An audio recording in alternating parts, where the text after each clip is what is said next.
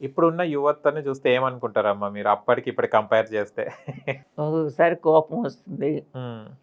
ఒక్కొక్కసారి ఏంటిది? ఈ పరిస్థితులు ఏంటి?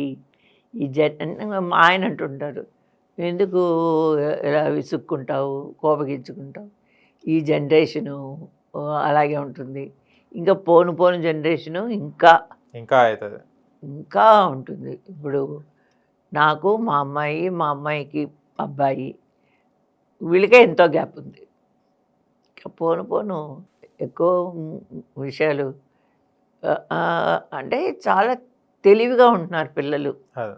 ప్రతి ఒక్కటి అలా అలా అనే లోపల క్యాచ్ చేసుకుంటా. క్యాచ్ చేస్తున్నారు. మనం ఎంతో ముద్దులాగా ఉన్నామేమో. నిజమే. అదే అనుకుంటా. ఆ కాలంలో అంత బుర్ర పనిచేసేది కాదు. అమ్మ ఎలా చెప్తే అలాగే ఉండేవాళ్ళం. హస్బెండ్ ఎలా చెప్తే అలాగే ఉండేవాళ్ళం. కానీ ఇప్పుడు ఎందుకు ఉండాలి? అదే. నాకు ఇది ఇష్టం లేదు, నేను ఇలాగే ఉంటాను, నాకు ఇది I don't want this, I want this అని వాళ్ళు చూస్ చేసుకుంటున్నారు. చూస్ చేసుకొని ఆ కాన్సన్ట్రేషను వాళ్ళ ఆలోచన దాని మీదే ఉంటుంది. మేము అలా కాదు, ప్రతిదానికి అడ్జస్ట్ చేసుకుంటూ వెళ్ళిపోయేవాళ్ళు చిన్నప్పటి నుంచి. ఇప్పుడు మ్యారేజ్ అయిన వాళ్ళందరూ ఇప్పుడు ఫారెన్కి వెళ్ళాలని, లేకుంటే ఉమ్మడిగా ఉన్న కుటుంబం నుంచి బయటికి వచ్చి సపరేట్గా ఉండడం కానీ ఇవే చూస్తున్నాం మనం దాదాపు. అవును. అలాంటిది ఎప్పుడైనా చూడడం జరిగిందా? నాకైతే మా అమ్మాయి అయితే ఫారెన్కి వెళ్ళాను అంది. ఓ సూపర్. అందుకని మేము ఇక్కడ లోకల్లోనే చూస్ చేసాము. తర్వాత ఫారెన్కి వెళ్ళారు అన్నారు, కానీ ఫారెన్కి వెళ్ళారు ఉద్యోగరీత్యా అబ్బాయి. మా అమ్మాయి జాబ్ చేసేది రిజైన్ చేసింది. బిఈ చదివి 2 years పనిచేసింది, జాబ్ చేసింది పెద్ద కంపెనీలో. తర్వాత మ్యారేజ్ తర్వాత మేమే వద్దన్నాం, అవసరం లేదు అని. తర్వాత ఫారిన్లో పనిచేసే అబ్బాయి వద్దనుకున్నాం, కానీ ఉద్యోగరీత్యా అబ్బాయి అమెరికాలో ఉండాల్సి వచ్చింది. ఆస్ట్రేలియా, తర్వాత సింగపూర్, నెదర్లాండ్స్ ఇలా ఇలా ఉండి వచ్చారు. ఇప్పుడు ఒక్క చోట ఉంటే బాగుంది, ఎందుకంటే బాబు ఎడ్యుకేషన్ ఒక 7 schools మారాడు ఒక్కొక్క దేశంలో. అందుకని ఇప్పుడు సెటిల్ హైదరాబాద్లో సెటిల్ అయ్యారు. అందుకని నేను మా ఆయన కూడా ఇక్కడికి వచ్చాం, పాపకి బాబుకి తోడుగా ఉండాలని. ఇండస్ట్రీ కోసం రాలే కానీ మనవడి కోసం వచ్చారన్నమాట హైదరాబాద్కి. అది ట్రూ, దట్స్ ట్రూ. ఎందుకంటే దీనికి ముందు 19 నుంచి బెంగళూరులో ఉండేవాళ్ళు. అప్పుడు మేము అక్కడికి వెళ్ళి ఫ్లాట్ తీసుకున్నాం నేను మా ఆయన. ఎందుకంటే దానికి మెయిన్ రీజన్ మనవడి కోసరం కాదు, ఇప్పుడు వచ్చింది మనవడి కోసరం అని కాదు. మా అమ్మాయి నేను అప్పుడప్పుడు చాలా వరకు మిస్ అయ్యాను. షూటింగ్స్ వల్ల మిస్ అయ్యాను. అది నాకు కొంచెం అది ఆ ఫీలింగ్, గిల్టీ ఫీలింగ్. కానీ ఫ్రైడే, సాటర్డే, సండే మటుకు ఎలాగైనా పాపతో గడిపేదాన్ని. వాళ్ళు నా షూటింగ్ ప్లేస్కి వచ్చేవాళ్ళు. ఏదైనా రామచంద్రపురం అయినా సరే, రాజమండ్రి అయినా సరే, 3 years వరకు మా ఆయన పాపను తీసుకుని కలిసే వెళ్ళేవాళ్ళం, కలిసే వచ్చేవాళ్ళం. స్కూల్లో వేసిన తర్వాత ఏ సాటర్డే, సండే నేను వచ్చేసేదాన్ని. నేను ఏ గ్యాప్ దొరికినా కూడా షూటింగ్ అయిపోయిన వెంటనే గోదావరి, గౌతమి ఉన్నాయి కదా ట్రైన్స్, మిగతా ఆర్టిస్టులు అందరూ నేరుగా హైదరాబాద్ వెళ్ళిపోయేవారు. నేను మటుకు విజయవాడలో దిగి వెయిట్ చేసి చార్మినారు, ఢిల్లీ ఎక్స్ప్రెస్ ఇవన్నీ చెన్నైకి వెళ్ళే ట్రైన్ల కోసం వెయిట్ చేసి చెన్నైకి వెళ్ళి పాపను ఆయన చూసుకొని నెక్స్ట్ ఈవినింగ్ ఫ్లైట్కి హైదరాబాద్ వచ్చేదాన్ని. అలాగే నేను చాలా అడ్జస్ట్ చేసుకున్నాను.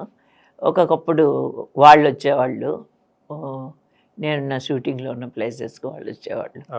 ఇలా చాలా అడ్జస్ట్ చేసుకుంటూ ఫ్యామిలీ బ్యాలెన్స్ చేసుకుంటూ వచ్చాను. ఫ్యామిలీ లైఫ్ అంటే భార్య భర్త నుంచి వెళ్ళి ఏం ఎక్స్పెక్ట్ చేయొద్దు.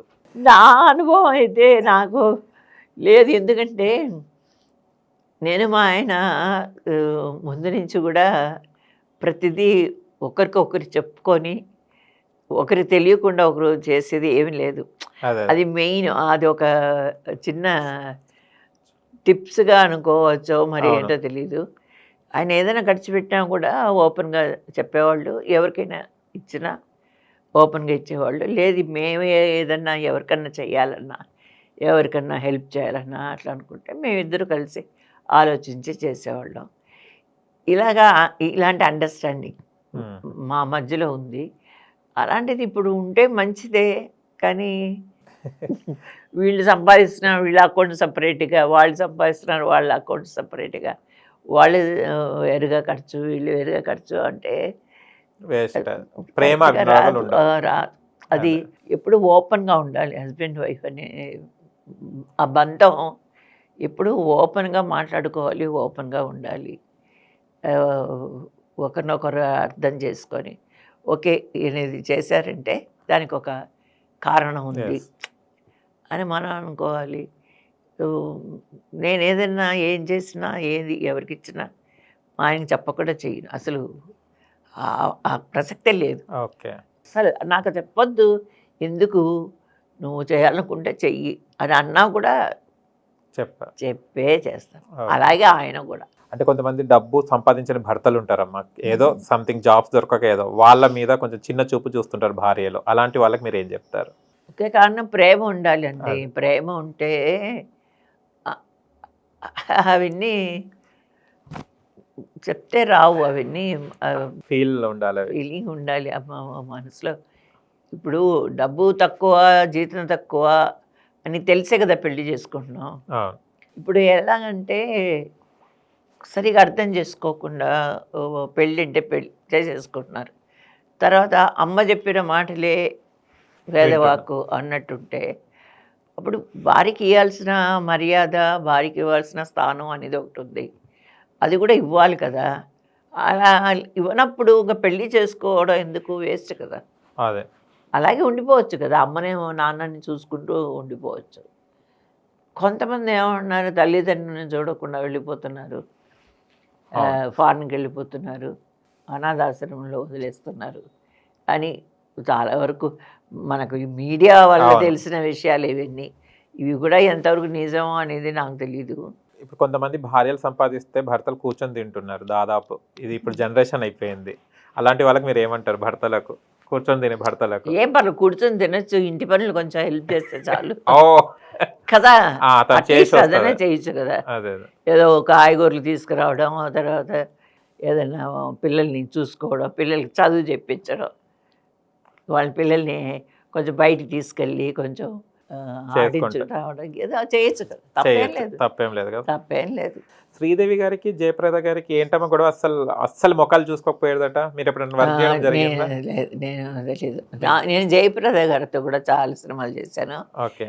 చాలా లవ్లీ బిహేవియర్ చాలా బావుంటుంది. హ్మ్. తను కూడా బాగా ప్రతిదానికి బాగా నవ్వుతూ ఉంటున్నాడు. ఆహా! జయప్రద గారు. జయప్రద గారు మొత్తం.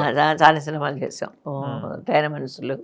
అమ్మ మీరప్పుడు డాన్సర్ గదా! మంచి డాన్సర్ మీరు. డాన్సర్ తర్వాత మీరు మంచి హీరోయిన్ ఫామ్‌లో ఉన్నారు గదా! క్యారెక్టర్ ఆర్టిస్ట్‌గా చేయమన్నప్పుడు మీరేం అనుకోలేదా? ఎందుకు ఈ క్యారెక్టర్ నాకు మంచి మెయిన్ లీడ్సే ఉంటే బాగుండే గదా! అని. అంటే ఇది గూడా మెయిన్ లీడే జేశారు. బట్ ఎలా మీరు దానికి అంటే హీరోయిన్‌గా జేసి ఒకటేసారి కొన్ని క్యారెక్టర్‌కి రావడం? సందర్భాలు అనుకుంటున్నాను. నేను అనుకుంటున్నా. ఇప్పుడు మీరు అడిగినప్పుడు మిగతా వాళ్ళు అడుగుతున్నప్పుడు కూడా ఆహ్, అప్పట్లో నాకు ఓపెన్‌గా చెప్పాలంటే బ్యాక్‌గ్రౌండ్ లేదు. ఆ! ఈ సినిమా ఆ! బ్యాక్‌గ్రౌండ్ లేదు. లేకపోవడానికి కారణం ఫస్ట్ నాకు సినిమాలో యాక్ట్ చేయాలని లేదు. ఇంట్రెస్ట్ లేదు. ఇప్పుడొచ్చే అమ్మాయిలకేంటి సినిమాలో యాక్ట్ చేయాలి. సినిమా ఫీల్డ్ అంటే ఏంటి? అన్నీ తెలుసుకొని వస్తున్నారు. ఇష్టపడి వస్తున్నారు. నాకది నిల్లు. ఆహ్, నాకు ఎవరు బ్యాక్‌గ్రౌండ్ లేరు. నేను ఎవరి దగ్గర పోయి అడగను. ఇలాంటి సమయాలలో హ్మ్, సరే హీరోయిన్‌గా ఒక ఏజ్ వరకు చేసాము. ఇంక మీదట క్యారెక్టర్సే చేస్తేనే బావుంటుందేమో అని ఆలోచన వచ్చినట్టుంది. అందుకని నేను ఒప్పుకున్నానేమో.